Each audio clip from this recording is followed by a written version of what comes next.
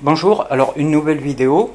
Voilà, donc je me suis rendu compte qu'avec mon micro de chant, que je connecte en XLR, bon, il peut très bien être aussi en gros jack 3 mm, 6 mm et des brouettes, donc on le branche derrière. Moi je me sers de l'input 1, l'entrée guitare, et le curseur, je le mets pas sur guitare bien entendu, je le mets sur microline, au milieu, puisque là il y a trois positions.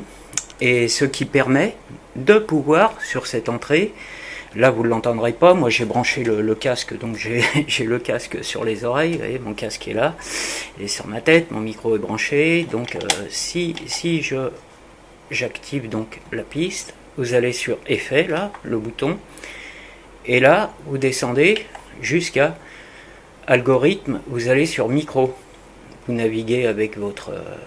voilà.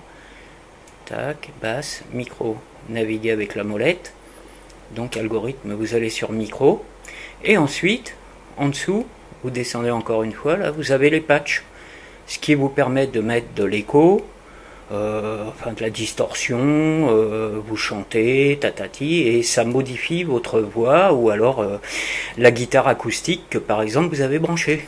Moi par exemple, je prends ma guitare acoustique, ma folk, et bah, je me sers de mon micro pour jouer de la guitare et chanter en même temps. Et éventuellement, bah, voilà, modifier les effets. Donc voilà, en fait, c'était surtout pour dire que sur cette entrée-là, vous avez les effets micro.